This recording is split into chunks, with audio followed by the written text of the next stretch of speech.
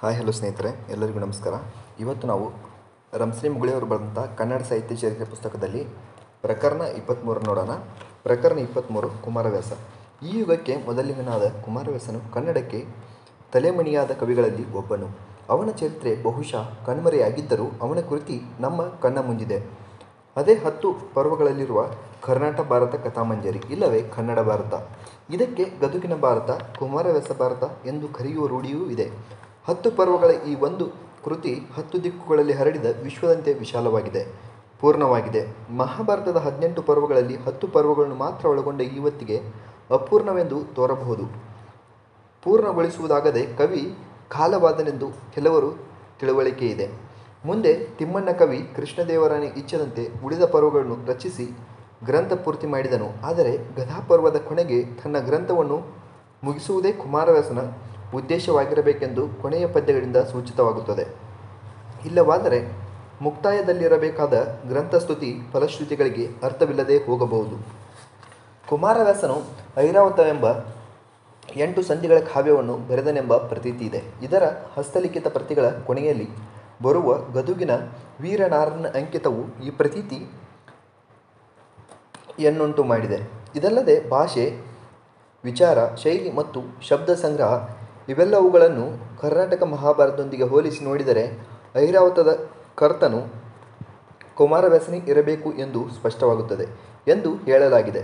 ಕುಮಾರವ್ಯಾಸನು ಈ ಕಾವ್ಯದ ಕರ್ತೃವಾಗಿರಲಾರನೆಂದು ಬೇರೊಬ್ಬ ತರುವಾಯದ ಸಾಧಾರಣ ಕವಿ ಕುಮಾರವ್ಯಾಸನ ಆದಿಪರ್ವದ ಐರಾವತ ಭಾಗವನ್ನು ತನಗೆ ತೋರಿದಂತೆ ವಿಸ್ತರಿಸಿ ಬರೆದಿರಬಹುದೆಂದು ನಮಗೆ ತೋರುತ್ತದೆ. ಏಕೆಂದರೆ ಭಾವಭಾಷೆಗಳಲ್ಲಿ ಕುಮಾರವ್ಯಾಸನ ಉಜ್ವಲತೆ, ಸಹಜತೆಗಳ ಅನುಭೂತಿ ಇದರಲ್ಲಿ ಆಗುವುದಿಲ್ಲ. ಸಮಗ್ರ ಭಾರತವನ್ನು ಆದಿಪಂಪನ ತರುವಾಯ ನಿರೂಪಿಸಿದವನೆಂದರೆ ಕುಮಾರವ್ಯಾಸ. ಇಲ್ಲಿ ಸಮಗ್ರ ಭಾರತ ಎಂದರೆ ವ್ಯಾಸ ಭಾರತದಲ್ಲಿದ್ದುದೆಂದಲ್ಲ, ಕಥಾನಕ ದೃಷ್ಟಿಯಿಂದ ಪ್ರಮುಖವಾದದ್ದು. ಆದಿಗಿಂದ ಗದಾಪರ್ವದ ಅಂತ್ಯದವರೆಗೆ ಇದರ ಹರವಿದೆ. ಕುಮಾರವ್ಯಾಸನು ಈ ಭಾರತ ಕಥೆಯನ್ನು ಹೇಳಿದ ಬಗೆಯೇನು, ಅದರ ಸವಿಯೇನು ಎಂಬುದನ್ನು ಅರಿಯಬೇಕು. ಪಂಪನ ಜೊತೆಗೆ ಹೋಲಿಸಿ ನೋಡಬೇಕು. ಪೀಠಿಕಾ ಪದ್ಯಗಳಲ್ಲಿ ಕೃತಿಯು ಸತ್ಕರ್ನಾಟಕದ ಭಾರತಕ್ಕೆ, ಮಂಜುಳ ಮಂಜರಿಯ ಮಹಾಕೃತಿಗೆ ನಾಯಕನಾದ ಗದುಗಿನ ವೀರನಾರಾಯಣನ ತಿಳಿಯ ಹೇಳುವ ಕೃಷ್ಣ ಕಥೆಯೇನು ಎಂದು ಹೇಳಿರುವುದಲ್ಲದೆ ಕುಮಾರವ್ಯಾಸ ಭಾರತ ಕಥೆಯೆಂದು ಕವಿ ಇದನ್ನು ಕರೆದಿದ್ದಾನೆ. ಇದರಿಂದ ಇದರ ಕಥಾರಚನೆಯಲ್ಲಿ ಸುಂದರವಾದ ಬಂಧದೃಷ್ಟಿ ಮತ್ತು ಇದರ ದರ್ಶನದಲ್ಲಿ ಭಾಗವತ ದೃಷ್ಟಿ ಇರುತ್ತವೆಂದು ತಿಳಿಯುತ್ತದೆ. ಈ ಎರಡೂ ದೃಷ್ಟಿಗಳ ಸಮನ್ವಯದಲ್ಲಿ ಕುಮಾರವ್ಯಾಸ ಭಾರತ ಸೃಷ್ಟಿಯ ಮೂಲವಿದೆ. ಮಹಾಭಾರತದಲ್ಲಿ ಇರುವ ಮಾನವ ಜೀವನದ ಜಟಿಲ ಕಥೆಯನ್ನು ಕಲಾಮಯವಾಗಿ ಚಿತ್ರಿಸುತ್ತಲೇ ಅದಕ್ಕೆ ಪ್ರೇರಕ ತಾರಕವಾಗಿರುವ ಭಗವತ್ಶಕ್ತಿಯ ಲೀಲೆಯನ್ನು, ಮಹಿಮೆಯನ್ನು ಬಾಯ್ತುಂಬ ಬಣ್ಣಿಸಬೇಕೆಂಬುದರಲ್ಲಿ ಆ ಸಮನ್ವಯವಿದೆ. ಕುಮಾರವ್ಯಾಸನ ವಿಶಿಷ್ಟವಾದ ಸಮ್ಯಕ್ ದರ್ಶನವಿದೆ. ಅವನ ಕಥಾರಚನೆಯ ಗುಣಾವಗುಣಗಳನ್ನು ಅಳೆಯುವಾಗ ಇದನ್ನು ಮೊದಲು ತಿಳಿದಿರಬೇಕು. ವ್ಯಾಸ ಭಾರತನು ಓದಿ ಹಲವು ಸಲ ಪಾರಾಯಣ ಮಾಡಿ ಅದನ್ನು ಆತ್ಮಸಾತ್ ಮಾಡಿಕೊಂಡು ಅದರ ಚಿತ್ರಗಳನ್ನು, ಭಾವರಸಗಳನ್ನು ಕಣ್ಣ ಮುಂದೆ ಬೇಡಿದಾಗ ತಂದುಕೊಳ್ಳುವಷ್ಟು ಕುಮಾರವ್ಯಾಸನು ಭಾರತ ತನ್ಮಯನಾಗಿರಬೇಕು. ಯೋಗ ಸಾಧನೆಯ ಬಲದಿಂದ ಮನಸ್ಸಿನ ಮೇಲಿನ ಅಂತಃಪ್ರಜ್ಞೆಯನ್ನು, ದೈವಕೃಪೆಯನ್ನು ಪಡೆದವನಾಗಿರಬೇಕು. ಕವಿತ್ವ ಪಾಂಡಿತ್ಯಗಳ ಕೃಷಿಯಿಂದ ಕಾವ್ಯ ರಚನೆಯ ಸಲಕರಣೆಗಳನ್ನೆಲ್ಲ ಸಹಜ ಸ್ವತ್ತಾಗಿಸಿಕೊಂಡಿರಬೇಕು. ಅವನ ಮಹಾಕೃತಿ ಈ ಎಲ್ಲದರ ಫಲವಾಗಿ ಹೊರಹೊಮ್ಮಿದೆ. ಕುಮಾರವ್ಯಾಸ ಭಾರತವು ವ್ಯಾಸ ಭಾರತವನ್ನು ಎಷ್ಟರ ಮಟ್ಟಿಗೆ ಅನುಸರಿಸಿದೆ, ಯಾವ ಮಾರ್ಪಾಡುಗಳನ್ನು ಮಾಡಿಕೊಂಡಿದೆ, ಅವುಗಳಿಂದ ಉಂಟಾದ ಸ್ವಾರಸ್ಯವೇನು ಎಂಬ ಪ್ರಶ್ನೆಗಳಿಗೆ ಸಮರ್ಪಕವಾದ ಉತ್ತರವನ್ನು ಕೊಡುವುದಕ್ಕೆ ಸಂಶೋಧನಾ ಸಾಮಗ್ರಿ ಸಾಲದು. ಎರಡೂ ಭಾರತಗಳಲ್ಲಿ ಅನೇಕ ಪ್ರಕ್ಷೇಪಗಳಾಗಿವೆ. ಯಾವುದು ಮೂಲ, ಯಾವುದು ಪ್ರಕ್ಷೇಪ ಎಂಬುದನ್ನು ನಿರ್ಣಯಿಸುವುದು ಕಷ್ಟ. ಈ ವಿಷಯದಲ್ಲಿ ಸಂಶೋಧನೆ ಶಾಸ್ತ್ರಶುದ್ಧವಾದ ನಡೆಯುತ್ತಿದೆ. ಅದರ ಫಲಗಳಿನ್ನೂ ಸಂಪೂರ್ಣವಾಗಿ ಲಭಿಸಿಲ್ಲ. ಸದ್ಯಕ್ಕೆ ಸ್ಥೂಲಮಾನದಿಂದ ಕೆಲವು ಅನುಮಾನಗಳನ್ನು ಮಾಡಬಹುದು. ಸಾಮಾನ್ಯವಾಗಿ ಕೃಷ್ಣನೆಂದರೆ ಪರಮಾತ್ಮನೆಂಬ ಭಾಗವತ ದೃಷ್ಟಿಯಿಂದ ರೂಪುಗೊಂಡ ವಿಸ್ತಾರವಾಗಿ ಬೆಳೆದು ತನ್ನ ಕಾಲದಲ್ಲಿ ಪ್ರಚಲಿತವಾದ ಮಹಾಭಾರತದ ಕಥೆಯನ್ನು, ಅಂದರೆ ದಕ್ಷಿಣ ಭಾರತದಲ್ಲಿ ಪ್ರಚಾರದಲ್ಲಿದ್ದ ಆವೃತ್ತಿಯನ್ನು ಕುಮಾರವ್ಯಾಸನು ಮುಖ್ಯವಾಗಿ ಅನುಸರಿಸಿರಬೇಕು. ಅದರಲ್ಲಿಯೂ ದೊರೆಯದ ಅಂಶಗಳನ್ನು ತನಗೆ ಹಿಂದಿನ ಸಂಸ್ಕೃತ, ಕನ್ನಡ ಕಾವ್ಯ ಮತ್ತು ಭಗವದ್ಭಕ್ತರ ಕಥನ ಪರಂಪರೆಗಳಿಂದ ಎತ್ತಿಕೊಂಡಿರಬೇಕು. ಸ್ವಂತವಾಗಿಯೂ ಕೆಲವು ಕಡೆಗೆ ಕಲ್ಪಿಸಿರಬಹುದು. ಒಟ್ಟಿನಲ್ಲಿ ಮಹಾಭಾರತದ ಪ್ರತಿ ಪರ್ವದ ಪ್ರಮುಖ ಭಾಗಗಳನ್ನು ಕುಮಾರವ್ಯಾಸ ಭಾರತವು ಕನ್ನಡಿಸಿದೆ. ಕನ್ನಡಿಸುವ ಪ್ರಕ್ರಿಯೆಯಲ್ಲಿ ಸಂಕೋಚ ವಿಸ್ತಾರಗಳಾಗಿವೆ, ಮೂಲತ್ಯಾಗ ಇಲ್ಲವೇ ವ್ಯತ್ಯಾಸಗಳಾಗಿವೆ. ಅದರಿಂದ ಕನ್ನಡ ಭಾರತವು ವ್ಯಾಸ ಭಾರತದ ಸರಳಾನುವಾದವಲ್ಲ. ಸ್ವತಂತ್ರ ಕಲಿಯುಳ್ಳ ಪ್ರತಿ ನಿರ್ಮಾಣ ಅದರ ಸ್ವಾತಂತ್ರ್ಯ ಇಲ್ಲವೇ ವೈಶಿಷ್ಟ್ಯ ಮೂಲದಿಂದ ಭಿನ್ನವಾಗಿರುವ ಅಂಶಗಳಿಗಿಂತ ಮೂಲವನ್ನು ಅನುಸರಿಸಿಯೂ ಅದರ ಉನ್ಮಿಲನದಲ್ಲಿ ತೋರಿದ ಕವಿ ಪ್ರತಿಭೆಯು ಮತ್ತು ಭಕ್ತಿ ದರ್ಶನದ ಪರಮಸೀಮೆಯಲ್ಲಿದೆ. ಕನ್ನಡ ದೇಶೀಯ ಸಹಜ ಸಂಪತ್ತಿಯಲ್ಲಿದೆ. ಉದಾಹರಣೆಗೆ ಕೆಲವು ಸನ್ನಿವೇಶಗಳನ್ನು ಅವಲೋಕಿಸಬಹುದು. ಆದಿಪರ್ವದಲ್ಲಿ ಪಾಂಡು ಮರಣ ಪ್ರಸಂಗ ಹೃದಯಸ್ಪರ್ಶಿಯಾದ ಭಾಗ. ಇದನ್ನು ಚಿತ್ರಿಸುವಲ್ಲಿ ಕುಮಾರವ್ಯಾಸನು ಮೂಲವನ್ನು ಇದ್ದಂತೆ ಎತ್ತಿಕೊಂಡಿದ್ದಾನೆ. ಎತ್ತಿದ್ದನ್ನು ಉಚಿತ ಉದ್ದೀಪನ ಭಾವಪುಷ್ಟಿಗಳಿಂದ ರಸವತ್ತಾಗಿಸಿದ್ದಾನೆ. ಮೂಲದಲ್ಲಿರುವ ಒಂದೆರಡು ಅಂಶಗಳೇನೋ ಇವೆ.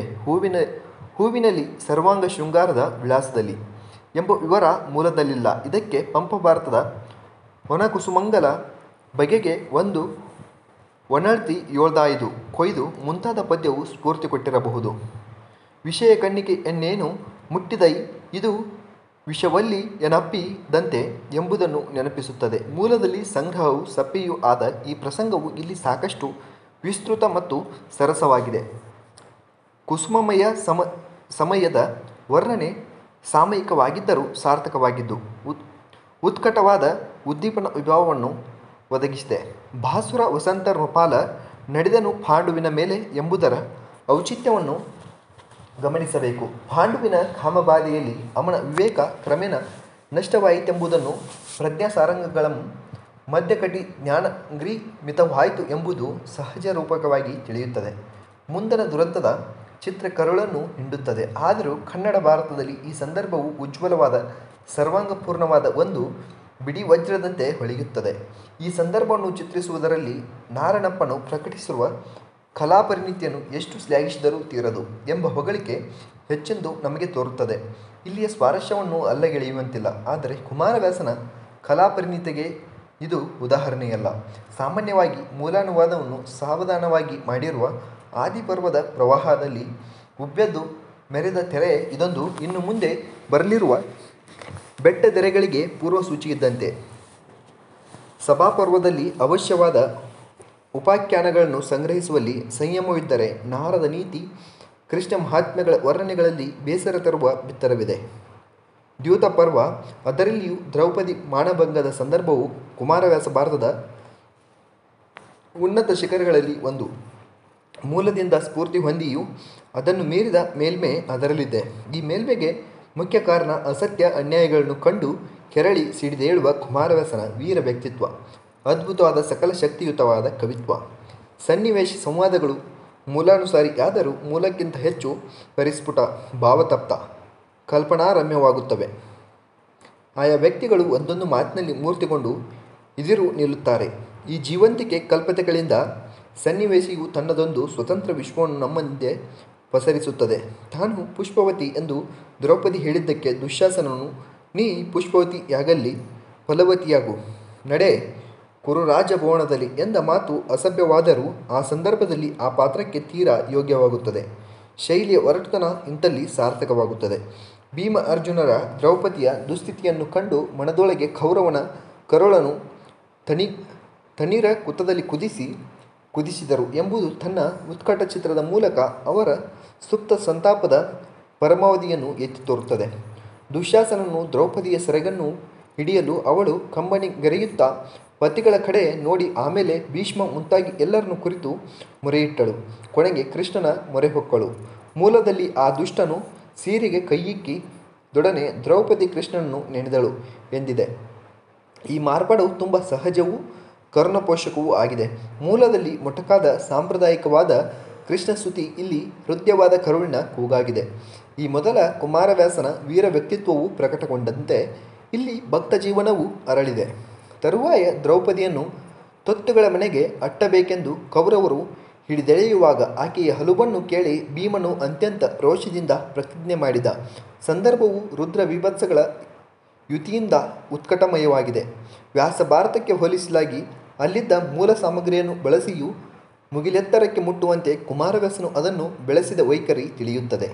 ಹೀಗೆ ಮಾಡುವಾಗ ಒಂದೆರಡು ಕಡೆ ರಸಪೋಷಕವಾದ ನವೀನ ಅಂಶಗಳು ಬಂದಿವೆ. ಸಭೆಯಲ್ಲಿ ತನ್ನನ್ನು ಭಂಗಪಡಿಸಿದವನ ಕರುಳ ದಂಡಿಯನ್ನು ಮುಣಿದು ಆಮೇಲೆ ತುರುಬು ಕಟ್ಟುವೆನೆಂದು ಸಾರಿದ ದ್ರೌಪದಿಗೆ ಅದನ್ನು ನಡೆಸಿಕೊಡುವುದಾಗಿ ಭೀಮ ವ್ರತ ತೊಡುತ್ತಾನೆ. ವ್ಯಾಸ ಭಾರತದಲ್ಲಿ ಕಾಣದೊರೆಯದ ಈ ಭಾವವು ಪಂಪ ಭಾರತದಲ್ಲಿ ದೊರೆಯುತ್ತದೆ. ಅದರಿಂದ ಕುಮಾರವ್ಯಾಸನು ಪ್ರೇರಣೆ ಹೊಂದಿರಬಹುದು. ಮುಂದೆ ತರುಣಿ ದುಶ್ಯಾಸನ ನೊರೆನೆತ್ತರಲಿ ನಾದುವೆ ನಿನ್ನ ಮಂಡಿಯ ಕುರುಳ ಬಾಚುವೆನಿವನ ದಂತದ ಹಣಿಗೆಯಲ್ಲಿ ಖಳನ ಕರುಳ ದಂಡೆಯ ಮುಡಿಸಿ ಶಾಕಿನಿಯರನ್ನು ಕರೆಯಿಸಿ ನಿನ್ನ ಕೈಯಲ್ಲಿ ದುರದೊಳಗೆ ಬಾಯುವನ ಕೊಡಿಸುವೆನೆ ಬಲೆ ಕೇಳೆಂದ ಎಂಬಲ್ಲಿಯ ಭಾವ ವ್ಯಾಸ ಭಾರತದಲ್ಲಿಲ್ಲ, ಪಂಪ ಭಾರತದಲ್ಲಿಯೂ ಈ ಸಂದರ್ಭದಲ್ಲಿಲ್ಲ. ಮುಂದೆ ವೈರಿವಧಿಯ ಅನಂತರ 12ನೇ ಆಶ್ವಾಸದಲ್ಲಿ ಪಲ್ಲಪಣಿಗೆಯಂ ಭಾರ್ಚಿ ಎಂದು ಬಂದಿದೆ. ದಂತದ ಹಣಿಗೆ ಎಂಬ ಕಲ್ಪನೆಯಲ್ಲಿ ಮತ್ತು ಸಹಜ ಪದ ಸೃಷ್ಟಿಯಲ್ಲಿ ಇರುವ ಧ್ವನಿ ಸಾರಸ್ಯವನ್ನು ಅರಿತು ನುರಿಯಬೇಕು. ಪಲ್ಲಪಣಿಗೆ ಎಂಬುದಕ್ಕಿಂತಲೂ ಅದು ಅರ್ಥಪೂರ್ಣವಾಗಿದೆ. ಅತ್ಯಂತ ಹತಾಶಳಾದ ದ್ರೌಪದಿಗೆ ಸಾಮಾನ್ಯವಾದ ಹಣಿಗೆಯಿಂದಲ್ಲ, ಇವನ ದಂತದ ಹಣಿಗೆಯಲ್ಲಿ ನಿನ್ನ ಮಂಡೆಯ ಕುರಳ ಬಾಚುವೆನು ಎಂಬ ಭೀಮನ ಭರವಸೆ ಹೆಚ್ಚಿನ ನಲಿವು ನೀಡುವುದೆಂದು ಕವಿಯ ಆಶಯವಿರಬೇಕು. ದಂತದ ಪಣಿಗೆ ಎಂದರೆ ವೈರಿಯ ಹಲ್ಲಿನ ಹಣಿಗೆ ಎಂದಲ್ಲದೆ ಹಸ್ತಿದಂತದ ಹಣಿಗೆ ಎಂಬ ಅರ್ಥವೂ ಧ್ವನಿತವಾಗುತ್ತದೆ. ಇಡೀ ಪದ್ಯವು ಪ್ರತಿ ವಿವರದಲ್ಲಿಯೂ ರಸೋತ್ಕಟವಾದ ಚಿತ್ರಣದಿಂದ ಭೀಮನ ಸಂಕಲ್ಪಿತ ಪ್ರತೀಕಾರದ ಪರಮಾವಧಿಯನ್ನು ಸೂಚಿಸುತ್ತದೆ. ಈ ರೀತಿಯಾಗಿ ಇನ್ನುಳಿದ ಪರ್ವಗಳಲ್ಲಿ ಹೇರಳವಾದ ದೃಷ್ಟಾಂತಗಳನ್ನು ಕೊಡಬಹುದು. ಅರಣ್ಯ ಪರ್ವದಲ್ಲಿ ಘೋಷಯಾತ್ರೆ, ವಿರಾಟದಲ್ಲಿ ಕೀಚಕ ಪ್ರಸಂಗ ಮತ್ತು ಉತ್ತರ ಗೋಗ್ರಹಣ, ಉದ್ಯೋಗದಲ್ಲಿ ಕೃಷ್ಣ ಸಂಧಾನ ಮತ್ತು ಕರ್ಣ ಬುದ್ಧಿಭೇದ ಮುಂತಾಗಿ ಉದ್ಯೋಗ ಪರ್ವದಲ್ಲಿ ಕವಿ ಮಾಡಿಕೊಂಡಿರುವ ಕೆಲವು ಬದಲಾವಣೆಗಳನ್ನು ಗಮನಿಸುವುದು ಅವಶ್ಯ. ಮೂಲದಲ್ಲಿ ತಂದೆ ಮತ್ತು ಹಿರಿಯರ ಅಪ್ಪಣೆಯಂತೆ ದುರ್ಯೋಧನನು ತೋರಿಕೆಗಾದರೂ ಸಂಧಾನಕ್ಕೆ ಬರುತ್ತಿರುವ ಕೃಷ್ಣನ ಸ್ವಾಗತಕ್ಕೆ ದಾರಿಯಲ್ಲಿ ಸಭಾಮಂಟಪಗಳನ್ನು ಮಾಡಿಸುತ್ತಾನೆ. ಅವನ್ನು ಕಣ್ಣೆತ್ತಿ ನೋಡದೆಯೇ ಕೃಷ್ಣ ಸಾಗುತ್ತಾನೆ. ಅವನನ್ನು ಕಟ್ಟಿ ಹಾಕಬೇಕೆಂದು ಕೌರವನು ಹಂಚಿಕೆ ಹಾಕುತ್ತಾನೆ. ಕೃಷ್ಣನ ಧೃತರಾಷ್ಟ್ರ ಭವನಕ್ಕೆ ಹೋಗಿ ಅವನ ಪೂಜೆ ಸ್ವೀಕರಿಸಿ ವಿದುರನ ಮನೆಗೆ ಹೋಗುವನು. ಕುಮಾರವ್ಯಾಸನಲ್ಲಿ ಎಲ್ಲ ಸ್ವಾಗತದ ಸಿದ್ಧತೆ ಧೃತರಾಷ್ಟ್ರನ ಹೇಳಿಕೆಯಂತೆ ಆಗುತ್ತದೆ. ದುರ್ಯೋಧನನು ಅದರಲ್ಲಿ ಸೇರಿಕೊಳ್ಳದೆ ಕೃಷ್ಣನನ್ನು ಬಿಗಿದು ಕೆಡಹುವೆನ್ನುವನು. ಕೃಷ್ಣನು ಬಂದ ಕೂಡಲೇ ಎಲ್ಲ ಮನೆಗಳನ್ನು ದಾಟಿ ಹೊರಭಾಗವತ ವಿದುರನ ಮನೆಗೆ ನಡೆತರುತ್ತಿದ್ದನು. ಇದರಲ್ಲಿ ದುರ್ಯೋಧನ ಪಾತ್ರಕ್ಕೆ ಪ್ರಕಟ ದುಷ್ಟತನದ ಸ್ವರೂಪ ಬಂದಿದೆ. ಕೃಷ್ಣನ ಭಕ್ತಿಪ್ರಿಯತೆ ಸುವ್ಯಕ್ತವಾಗಿದೆ. ಮುಂದೆ ವಿದುರನ ಮನೆಗೆ ಹೋಗಿ ಕರ್ಣ ದುರ್ಯೋಧನರು ಕೃಷ್ಣನನ್ನು ಸಭೆಗೆ ಆತರದಿಂದ ಕರೆತರುವರೆಂದು ವ್ಯಾಸ ಭಾರತದಲ್ಲಿದ್ದರೆ, ಇಲ್ಲಿ ದುರ್ಯೋಧನನು ಸಿಂಹಾಸನವನ್ನು ಬಿಟ್ಟು ಕೂಡ ಏಳುವುದಿಲ್ಲ. ಕೃಷ್ಣನು ಉಂಗುಟದ ತುದಿಯಿಂದ ಭೂಮಿಯನ್ನು ಒತ್ತಲು ಅವನ ಚರಣಗಳಲ್ಲಿ ದುರ್ಯೋಧನನು ಬಂದು ಬೀಳುತ್ತಾನೆ. ಈ ಸನ್ನಿವೇಶವನ್ನು ಭಾಸನ ದೂತವಾಕ್ಯ ನಾಟಕದಿಂದ ತೆಗೆದುಕೊಂಡಿರಬಹುದೆಂಬ ಸೂಚನೆ ಮಾಡಲಾಗಿದೆ. ಮಹಾಭಾರತವು ತಾಳಿದ ಭಾಗವತ ಸ್ವರೂಪವು ಲೋಕಪ್ರಿಯವಾಗಿ ಶ್ರುತಿ ಪರಂಪರೆಯಲ್ಲಿದ್ದು ಕುಮಾರವ್ಯಾಸನಿಗೆ ಪ್ರೇರಣೆ ಕೊಟ್ಟಿರುವ ಸಂಭವವೂ ಇದೆ. ಮುಖ್ಯವಾಗಿ ಕುಮಾರವ್ಯಾಸನು ಈ ಎಲ್ಲ ಬದಲಾವಣೆಗಳಿಂದ ಮತ್ತು ತನ್ನ ವಿಶಿಷ್ಟ ನಿರೂಪಣೆಯಿಂದ ವ್ಯಾಸ ಭಾರತಕ್ಕಿಂತಲೂ ಮುಂದೆ ಹೋಗಿ ತನ್ನ ಭಾಗವತ ಪ್ರಜ್ಞೆಯ ಮತ್ತು ಕಲಾಪ್ರಜ್ಞೆಯ ಸಾರ್ಥಕ್ಯವನ್ನು ಸಾಧಿಸಿದ್ದಾನೆ. ಈ ಸಂದರ್ಭದಲ್ಲಿ ಕೃಷ್ಣ, ವಿದುರ, ದುರ್ಯೋಧನ ಇವರ ಚಿತ್ರದಲ್ಲಿ ಪರಮಾತ್ಮ, ಭಕ್ತ, ಅಹಂಕಾರಿ ಜೀವ ಇವರ ಚಿತ್ರಣವುಳ್ಳ ಸಾರ್ವತ್ರಿಕವಾದ ಸಾಂಕೇತಿಕ ಧ್ವನಿ ಹೊರಪಡುವಂತೆ ರಸಾನುಭವ ಉಂಟಾಗುತ್ತದೆ.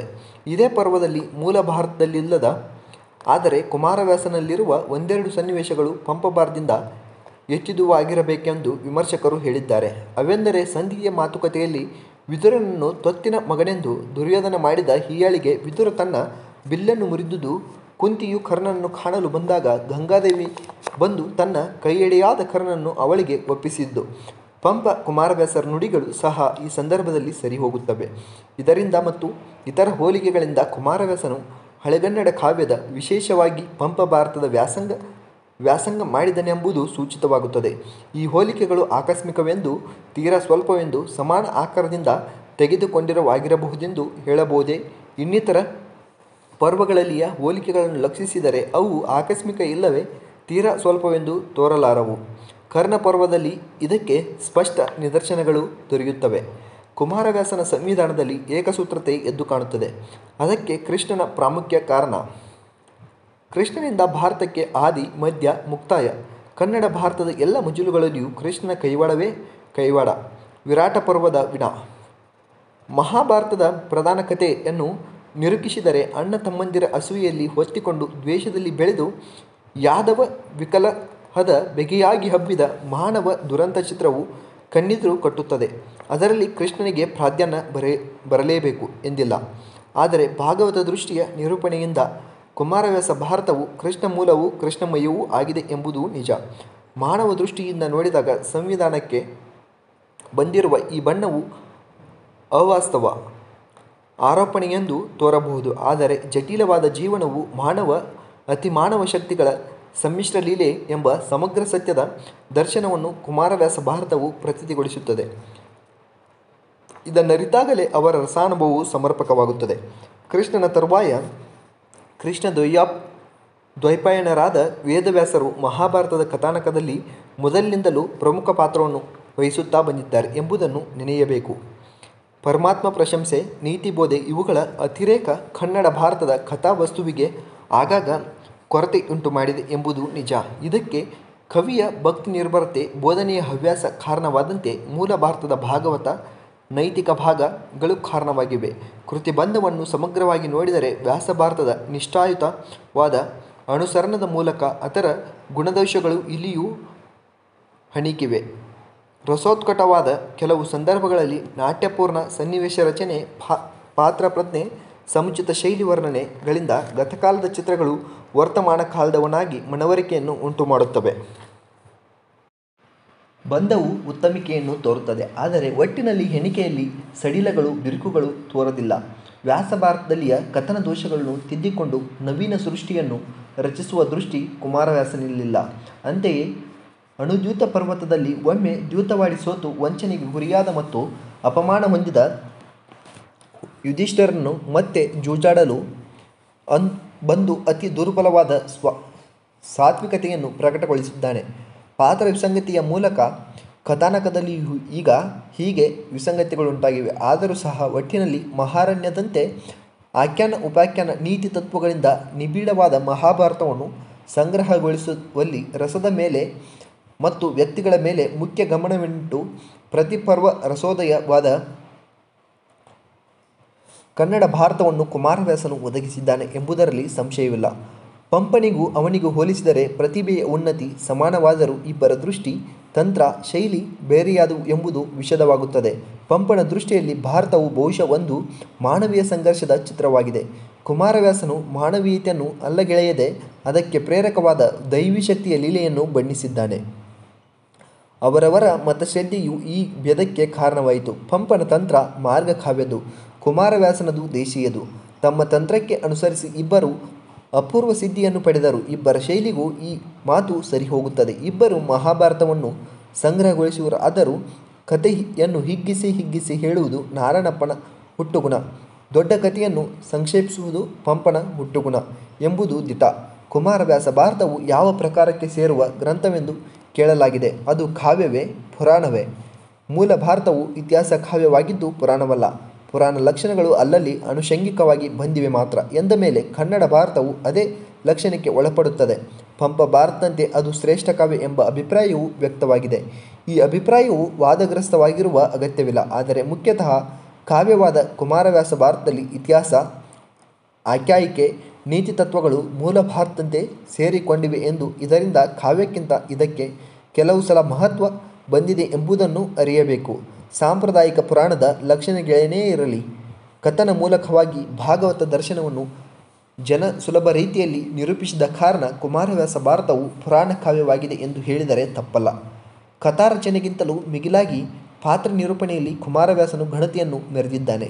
ಅವೇ ಮಹಾಭಾರತದ ಪಾತ್ರಗಳು. ಅವನ ಕೃತಿರಂಗದಲ್ಲಿ ಕಾಲಿಟ್ಟು ಜೀವಂತ ವ್ಯಕ್ತಿಗಳಾಗಿ ಸಾಮಾನ್ಯರಿಗೂ ಗುರುತಿನವರಾಗಿ ಬಿಡುತ್ತಾರೆ. ಮೂಲದಿಂದ ಅವರೇನು ಬೇರೆಯವರಲ್ಲ. ಆದರೆ ಮೂಲದಲ್ಲಿ ಎದ್ದು ಕಾಣದ ಅವರ ವ್ಯಕ್ತಿತ್ವವು ಇಲ್ಲಿ ಹುಬೆಹೂವಾಗಿ ರೂಪ ತಾಳುತ್ತದೆ.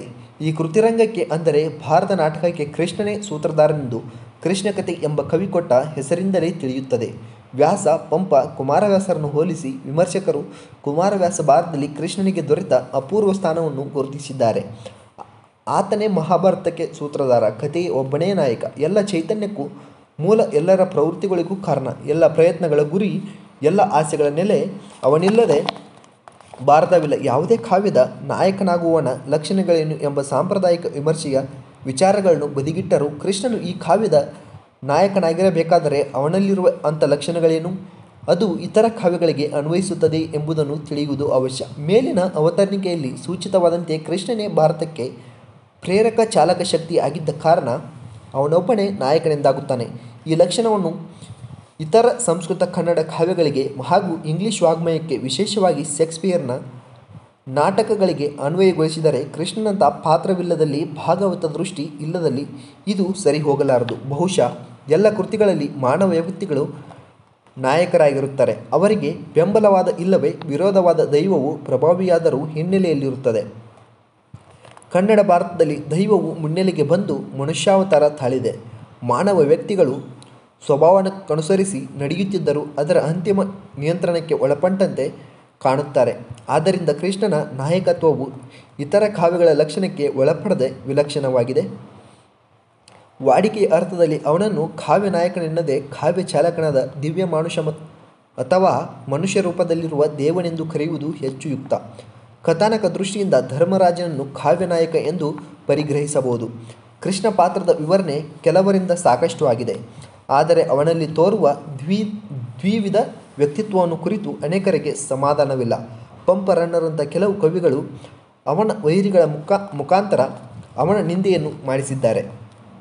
ಕೃಷ್ಣ ಕಾರಸ್ಥಾನ ಎಂಬ ರೂಢವಾದ ಪದವು ಅವನು ಕುಟಿಲ ಕಾರಸ್ಥಾನಿ ಎಂಬುದನ್ನು ಸೂಚಿಸುತ್ತದೆ. ಒಮ್ಮೆ ಮುತ್ಸದಿ ಕಾರಸ್ಥಾನಿ ಎಂದು ತೋರಿದರೆ ಇನ್ನೊಮ್ಮೆ ಕರುಣಾಳು ಅಪದ್ಬಂಧು ಧರ್ಮರಕ್ಷಕನೆಂದು ಅವನು ತೋರುತ್ತಾನೆ. ಈ ವಿಸಂಗತಿಯನ್ನು ಕುಮಾರವ್ಯಾಸನಲ್ಲಿಯೂ ಕಾಣುತ್ತೇವೆ. ಇದನ್ನು ಅರ್ಥೈಸುವಾಗ ದುಷ್ಟ ಶಿಕ್ಷಣಕ್ಕೂ ಭಕ್ತೋದ್ಧಾರಕ್ಕೂ ಎಲ್ಲ ಮಾರ್ಗಗಳು ಸರಿಯೇ ಎಂದು ಆತನು ಸಮಯವನ್ನು ಸಾಧಿಸುವನು ಎನ್ನುವುದು ಮುಗಿಯುತ್ತಲೇ ಅವನ ಉದ್ದೇಶಗಳನ್ನು ಅಳಿಯುವುದಾಗಲಿ ತೂಗುವುದಾಗಲಿ ನಮಗೆ ಹೇಗೆ ಸಂದಿತು ಎಂದು ವಿಮರ್ಶಕರು ಕೈಚೆಲ್ಲುತ್ತಾರೆ. ಅಂತೂ ಸ್ಥೂಲವಾದ ಇಲ್ಲವೇ ಶುಷ್ಕತರ್ಕದಿಂದ ಪರಿಮಿತವಾದ ಮನಸ್ಸಿಗೆ ಕೃಷ್ಣ ಪಾತ್ರ ವಿರೋಧಗಳ ಕಗ್ಗಂಟು. ಸೂಕ್ಷ್ಮವಾದ ತಿಳುವಳಿಕೆಯುಳ್ಳ ಇಲ್ಲವೇ ಭಕ್ತಿಪ್ರವಣವಾದ ಚಿತ್ತಕ್ಕೆ ಅದು ಅರ್ಥವಾದರೂ ಆಗದ ಒಗಟಾಗಿ ಉಳಿದರೂ ಸರಿ.